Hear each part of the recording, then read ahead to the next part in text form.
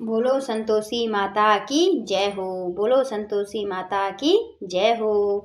संतोषी माता की कथा और विधि। संतोषी माता के पिता गणेश, माता रिद्धि सिद्धि, धन धान्य सोना चांदी मोती मूंगा रत्नों से भरा परिवार, गणपति पिता की दुलार भरी, गणपति देव की कमाई, दरिद्रता दूर, कलह का नाश, सुख शांति का प्रकाश, बालकों की फुलवारी, धंधे में मुनाफे की भारी कमाई, मन की कामना पूर्ण, शोक विपत्ति चिंता सब चूर्ण। संतोषी माता का लो नाम, जिससे बन जाए सारे बिगड़े काम। बोलो संतोषी माता की जय हो। इस व्रत को करने वाला, कथा कहते व सुनते समय हाथ में गुड़ व भुने चने रखें। सुनने वाला संतोषी माता की जय, संतोषी माता की जय, संतोषी माता की जय, इस प्रकार जय जयकार मुख से बोलते जाए। कथा समाप्त होने पर हाथ का गुड़ चना गौ माता को खिलावें। कलश में रखा हुआ गुड़ चना सबको प्रसाद के रूप में बांट दें। कथा से पहले कलश को जल से भरें, उसके ऊपर गुड़ चने से भरा कटोरा रखें। कथा समाप्त होने और आरती होने के कलश के जल को घर के सब जगह में छिड़क दें और बचा हुआ जल तुलसी की क्यारी में डाल दें। 1.25 रुपये का गुड़ चना लेकर माता का व्रत करें। 1.25 आने का गुड़ लें तो भी कोई आपत्ति नहीं। गुड़ घर में हो तो ले विचार न करें, क्योंकि माता भावना की भूखी होती है। कम ज्यादा का कोई विचार नहीं है, इसीलिए जितना अर्पण करें श्रद्धा और प्रेम से, प्रसन्न मन से व्रत करना चाहिए। व्रत के उद्यापन में 2.5 सेर खाजा, मोनेदार पूड़ी, खीर, चने का साग नैवेद्य रखें। घी का दीपक जला संतोषी माता की जय जयकार बोल नारियल फोड़ें। इस दिन घर में कोई खटाई न खाएं और ना ही आप खाएं और ना किसी को खाने दें। इस दिन 8 लड़कों को भोजन कराएं। जेठ देवर घर कुटुंब के लड़के मिले तो ठीक, दूसरों को बुलाना नहीं। कुटुंब में ना मिले तो ब्राह्मणों के, रिश्तेदारों के या पड़ोसियों के लड़के बुलाएं। उन्हें खटाई की कोई वस्तु दान में न दें और भोजन कराकर यथाशक्ति दक्षिणा दें। नगद पैसा न दें, कोई वस्तु दक्षिणा में दे दें। व्रत करने वाला कथा सुन प्रसाद लें, एक समय भोजन करें। इस तरह से माता अत्यंत खुश होगी और दुख दरिद्रता दूर होकर मनोकामना पूर्ण करेगी। माता की कथा का प्रारंभ। एक बुढ़िया थी और उसके 7 पुत्र थे। 6 कमाने वाले थे, एक निकम्मा था। बुढ़िया माँ 6 पुत्रों की रसोई बनाती, भोजन कराती और पीछे से जो कुछ बचता वो 7वें पुत्र को देती थी। परंतु वह बहुत बड़ा भोला भाला था, मन में कुछ विचार न करता था। एक दिन अपनी बहू से बोला, देखो मेरी माता का मुझ पे कितना प्यार है। वह बोली, क्यों नहीं, सबका जूठा बचा हुआ तुमको खिलाती है। वह बोला, भला ऐसा भी कहीं हो सकता है? मैं जब तक आंखों से न देखूं मान नहीं सकता। बहू ने हंसकर कहा, तुम देख लोगे तो मान जाओगे। कुछ दिनों बाद बड़ा त्योहार आया। घर में 7 प्रकार के भोजन और चूरमा के लड्डू बने। बहुत जांचने को सिर दर्द का बहाना कर पतला कपड़ा सिर पर ओढ़कर रसोई घर में सो गया और कपड़े में से सब देखता रहा। 6 भाई भोजन करने आए। उसने देखा माँ ने उनके लिए सुंदर सुंदर आसन बिछाए हैं, 7 प्रकार की रसोई परोसी है। वह आग्रह करके जिमाती है। वह देखता रहा। 6 भाई भोजन कर उठे। तब माता ने उसकी झूठी थालियों में से लड्डुओं के टुकड़ों को उठाया और एक लड्डू बनाया। जूठन साफ कर बुढ़िया माँ ने पुकारा, उठो बेटा, 6 भाई भोजन कर गए, अब तू ही बचा है, उठना, कब खाएगा? वह कहने लगा, माँ मुझे भोजन नहीं करना है, मैं परदेश जा रहा हूँ। माँ ने कहा, कल जाता हो तो आज ही चला जा। वह बोला, हाँ आज ही जा रहा हूँ। यह कहकर वह घर से निकल गया। चलते समय बहू की याद आई। वह गौशाले में ओपले थाप रही थी। वहीं जाकर उसने बोला, हम जावे परदेश को, आवेंगे कुछ काल, तुम रहियो संतोष से धर्म अपनो पाल। वह बोली, जाओ पिया आनंद से, हमरू सोच हटाए, राम भरोसे हम रहें, ईश्वर तुम्हें सहाय। देख निशानी अपनी, देख धरू में धीर, शुद्ध हमारी मत बिसारियो, रखियो मन गंभीर। वह बोला, मेरे पास तो कुछ नहीं, यही अंगूठी है, सो ले लो और अपनी कुछ निशानी मुझे दे दो। वह बोली, मेरे पास क्या है, यह गोबर भरा हाथ। यह कहकर उसकी पीठ में गोबर के हाथ की थाप मार दी। वह चल दिया। चलते चलते दूर देश में पहुंचा। वहां पर एक साहूकार की दुकान थी। वहां जाकर कहने लगा, भाई मुझे नौकरी पर रख लो। साहूकार को जरूरत थी, बोला रह जा। लड़के ने पूछा, तनख्वाह क्या दोगे? साहूकार ने कहा, काम देखकर दाम मिलेंगे। साहूकार की नौकरी मिली। वह सवेरे 7 बजे से रात तक नौकरी पर जाने लगा। कुछ दिनों में दुकान का सारा लेन देन, हिसाब किताब, ग्राहकों को माल बेचना, सारा काम करने लगा। साहूकार के 7-8 नौकर थे। वे सब चक्कर खाने लगे कि यह तो बहुत होशियार बन गया है। सेठ ने भी काम देखा और 3 महीने में उसे आधे मुनाफे का साझेदार बना लिया। वह 12 वर्ष में ही नामी सेठ बन गया और मालकिन सारा कारोबार उस पर छोड़कर मालिक बाहर चला गया। अब बहू पर क्या बीती सो सुनो। सास ससुर उसे दुख देने लगे। सारी गृहस्थी का काम करके उसे लकड़ी लेने जंगल में भेजते। इसी बीच घर की रोटियों के आटे में से जो भूसी निकलती, उसकी रोटी बनाकर रख दी जाती और फूटे नारियल के खोपरे में पानी। इस तरह दिन बीतते रहे। एक दिन वह लकड़ी लेने जा रही थी कि रास्ते में बहुत सी स्त्रियां संतोषी माता का व्रत करती दिखाई दी। वह वहां खड़ी हो कथा सुनकर बोली, बहनों, यह तुम किस देवता का व्रत करती हो और इसके करने से क्या फल मिलता है? इस व्रत के करने की क्या विधि है? यदि तुम अपने व्रत का विधान मुझे समझाकर कहोगी तो मैं तुम्हारा एहसान मानूंगी। तब उसमें से एक स्त्री बोली, सुनो, यह संतोषी माता का व्रत है। इसके करने से निर्धनता, दरिद्रता का नाश होता है, लक्ष्मी आती है, मन की चिंताएं दूर होती है, घर में सुख होने से मन को प्रसन्नता और शांति मिलती है, निपुत्र को पुत्र मिलता है, प्रीतम भार हो गया हो तो जल्दी आता है, कंवारी कन्या को मनपसंद वर मिलता है, राजद्वारे में बहुत दिनों से मुकदमा चल रहा हो तो खत्म हो जाता है, सब तरह सुख शांति हो, घर में धन जमा हो, पैसे जायदाद का लाभ हो, रोग दूर हो जाते हैं तथा जो भी कुछ मन में कामना हो सब इस संतोषी माता की कृपा से पूरी हो जाती है। इसमें संदेह नहीं। वह पूछने लगी, यह व्रत कैसे किया जाता है, यह भी बताओ तो आपकी बड़ी कृपा होगी। स्त्री कहने लगी, 1.25 रुपये का गुड़ चना लेना, इच्छा हो तो 5.25 रुपये का लेना या 11.25 रुपये का भी सहूलियत अनुसार लेना। बिना परेशानी, श्रद्धा और प्रेम से जितना बन सके सवाई लेना। 2.25 रुपये से 5.25 रुपये तथा इससे भी ज़्यादा शक्ति और भक्ति के अनुसार ले लेना। हर शुक्रवार को निराहार रह कथा कहना सुनना, इसके बीच क्रम न टूटे, लगातार नियम का पालन करना। सुनने वाला कोई न मिले तो घी का दीपक जला उसके आगे जल के पात्र को रख कथा कहना, परंतु नियम न टूटे। जब तक कार्य सिद्ध न हो नियम पालन करना और कार्य सिद्ध हो जाने पर ही व्रत का उद्यापन करना।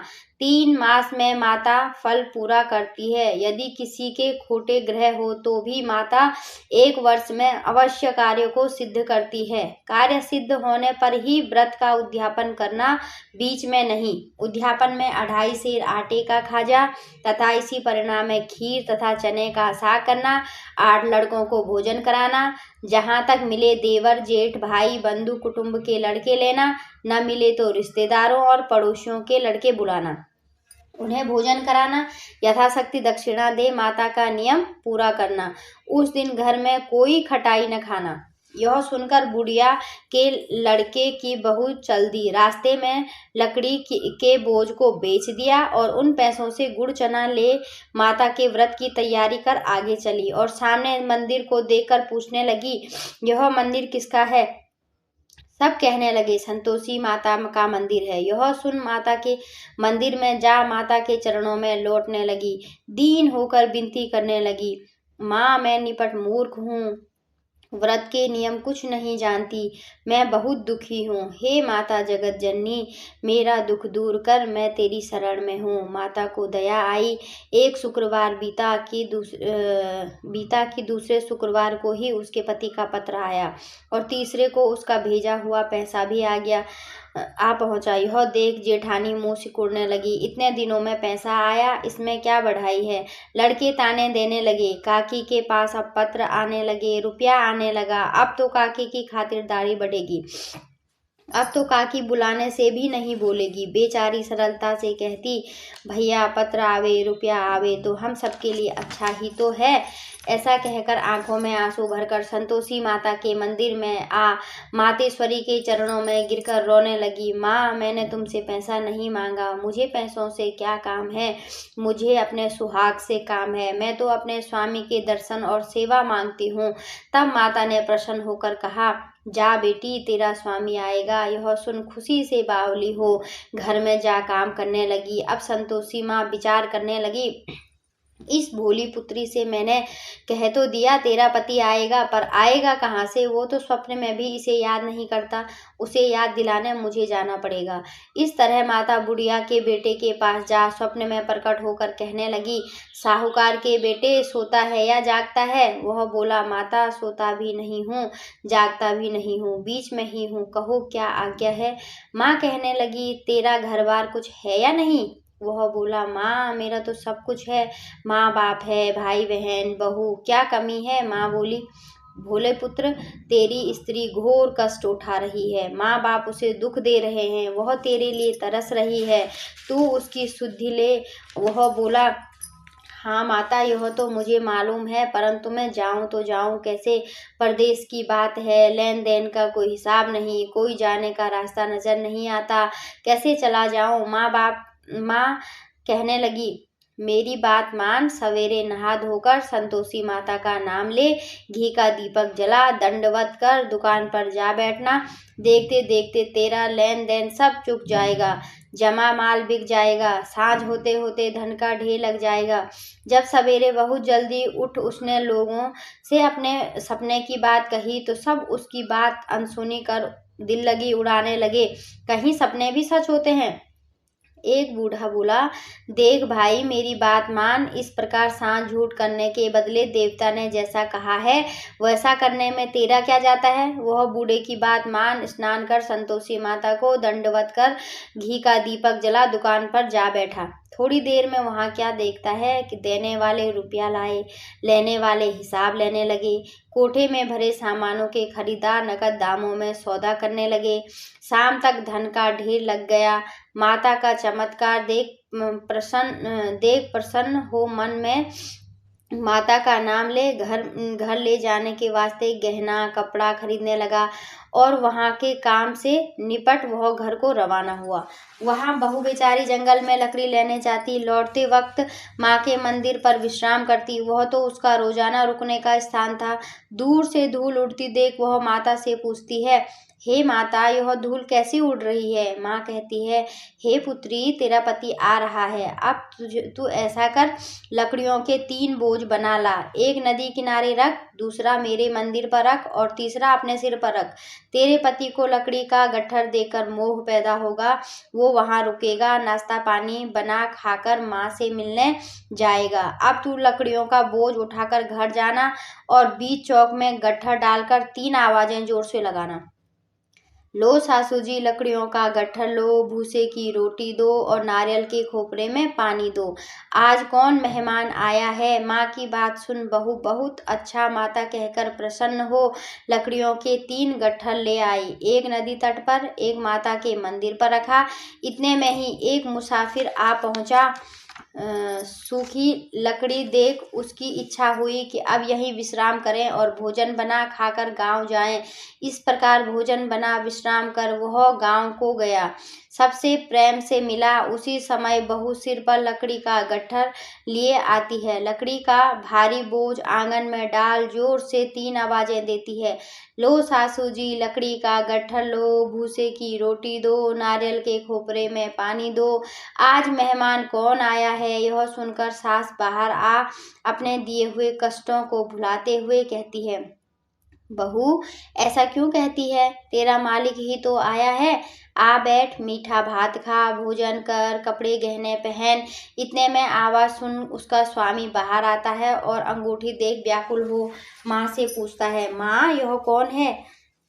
माँ कहती है, बेटा यह तेरी बहू है, आज 12 वर्ष हो गए, तू जब जब से गया है तब से सारे गांव में जानवर की तरह भटकती फिरती है, काम काज घर का कुछ करती नहीं, 4 समय आकर खाना खा जाती है, अब तुझे देखकर भूसे की रोटी और नारियल के खोपरे में पानी मांगती है। वह लज्जित हो बोला, ठीक है माँ, मैंने इसे भी देखा है और तुम्हें भी देखा है, अब मुझे दूसरे घर की चाबी दे दो, मैं उसमें रहूंगा। तब माँ बोली, ठीक है बेटा, तेरी जैसी मर्जी, कहकर चाबी का गुच्छा पटक दिया। उसने चाबी ले दूसरे कमरे में तीसरी मंजिल के ऊपर था खोलकर सारा सामान जमाया। एक दिन में ही वो वहाँ राजा के महल जैसा ठाट बाट बन गया। अब क्या था, वे दोनों सुखपूर्वक रहने लगे। इतने में अगला शुक्रवार आया। बहू ने अपने पति से कहा कि मुझे माता का उद्यापन करना है। पति बोला, बहुत अच्छा, खुशी से करो। वह तुरंत ही उद्यापन की तैयारी करने लगी। जेठ के लड़कों को भोजन के लिए कहने गई। उसने मंजूर किया, परंतु पीछे से जेठानी ने अपने बच्चों को सिखा दिया, देखो रे, भोजन के समय सब लोग खटाई मांगना, जिससे उसका उद्यापन पूरा न हो। लड़के जीवने आए, खीर पेट भरकर खाई, परंतु याद आते ही कहने लगे, हमें कुछ खटाई दो, खीर खाना हमें भाता नहीं, देकर अरुचि होती है। बहू कहने लगी, खटाई किसी को नहीं दी जाएगी, यह तो संतोषी माता का प्रसाद है। लड़के तुरंत उठ खड़े हुए, बोले, पैसे लाओ। भोली बहू कुछ जानती नहीं थी तो उसने पैसे दे दिए। लड़के उसी समय जाकर के इमली ले लाकर खाने लगे। यह देखकर बहू पर माताजी ने कोप किया। राजा के दूत उसके पति को पकड़ कर ले गए। जेठ जेठानी मनमाने खोटे वचन कहने लगे। लूट लूट कर धन इकट्ठा करके लाया था तो राजा के दूत पकड़ कर ले गए। अब सब मालूम पड़ जाएगा जब जेल की हवा खाएगा। बहू से यह वचन सहन नहीं हुए। रोती रोती माता के मंदिर में गई। हे माता, तुमने यह क्या किया? हंसाकर अब क्यों रुलाने लगी? माता बोलने लगी, पुत्री, तूने उद्यापन करके मेरा व्रत भंग किया है। इतनी जल्दी सब बातें भुला दी? वह कहने लगी, माता, भूली तो नहीं हूँ, ना कुछ अपराध किया है। मुझे तो लड़कों ने भूल में डाल दिया था, मैंने भूल से उन्हें पैसे दे दिए, मुझे क्षमा कर दो माँ। माँ बोली, ऐसे भी कहीं भूल होती है? वह बोली, माँ, मुझे माफ़ कर दो, मैं फिर तुम्हारा उद्यापन करूँगी। माँ बोली, अब भूल मत करना। वह बोली, अब न होगी। माँ, आप बताओ वह कैसे आएंगे? माँ बोली, जा पुत्री, तेरा पति तुझे रास्ते में ही आता मिलेगा। वह घर को चली, राह में पति आता मिला। उसने पूछा, तुम कहाँ गए थे? तब वो कहने लगा, इतना धन कमाया है, उसका टैक्स राजा ने मांगा था, वह भरने गया था। वह प्रसन्न होकर बोली, भला हुआ, अब चलो। कुछ दिनों बाद फिर शुक्रवार आया। वह बोली, मुझे माता का उद्यापन करना है। पति ने कहा, करो। फिर वह जेठ के लड़कों से भोजन को कहने लगी। जेठानी ने तो एक दो बातें सुनाई और लड़कों को सिखा दिया कि तुम पहले ही खटाई मांगना। लड़के कहने लगे, हमें खीर खाना भाता नहीं, जी बिगड़ता है, कुछ खटाई खाने को देना। वह बोली, खटाई खाने को नहीं मिलेगी, आना है तो आओ, नहीं तो कोई बात नहीं। वह ब्राह्मणों के लड़के ला भोजन कराने लगी। यथाशक्ति दक्षिणा की जगह एक एक फल दिया। इससे संतोषी माता प्रसन्न हुई। माता की कृपा होते ही 9वें मास में उसका चंद्रमान के समान पुत्र प्राप्त हुआ। पुत्र को लेकर प्रतिदिन माताजी के मंदिर में जाने लगी। माँ ने सोचा कि यह रोज आती है, आज क्यों न मैं ही इसके घर चलूं, इसका आसन देखूं तो सही। यह विचार कर माता ने भयानक रूप बनाया। गुड़ और चने से सना मुख, ऊपर सूंड के समान होंठ, उस पर मक्खियां भिन भिना रही थी। दहलीज में पांव रखते ही उसकी सास चिल्लाई, देखो रे, कोई चुड़ैल डाकनी चली आ रही है, लड़कों इसे भगाओ, नहीं तो ये किसी को खा जाएगी। लड़के डरने लगे और चिल्लाकर खिड़की बंद करने लगे। बहू रोशनदानी में से देख रही थी, प्रसन्नता से पागल होकर चिल्लाने लगी, आज मेरी माताजी मेरे घर आई है। यह कहकर बच्चे को दूध पिलाने से हटाती है। इतने में सास का क्रोध फूट पड़ा। बोली, राण, इसे देखकर कैसे उतावली हो रही है, जो बच्चे को पटक दिया। इतने में माँ के प्रताप से जहाँ देखो वहाँ लड़के ही लड़के नजर आने लगे। वह बोली, माँ जी, मैं जिनका व्रत करती हूँ यह वही संतोषी माता है। इतना कह झट से सारे घर के किवाड़ खोल देती है। सबने माता के चरण पकड़ लिए और विनती कर कहने लगे, हे माता, हम मूर्ख हैं, हम अज्ञानी हैं, पापी हैं। तुम्हारे व्रत की विधि हम नहीं जानते। तुम्हारा व्रत भंग कर हमने बहुत बड़ा अपराध किया है। हे माता, आप हमारा अपराध क्षमा करो। इस प्रकार माता प्रसन्न हुई। माता ने बहू को जैसा फल दिया वैसा फल सबको दे। जो पढ़े उसका मनोरथ पूर्ण हो। बोलो संतोषी माता की जय हो। बोलो संतोषी माता की जय हो। बोलो संतोषी माता की जय हो।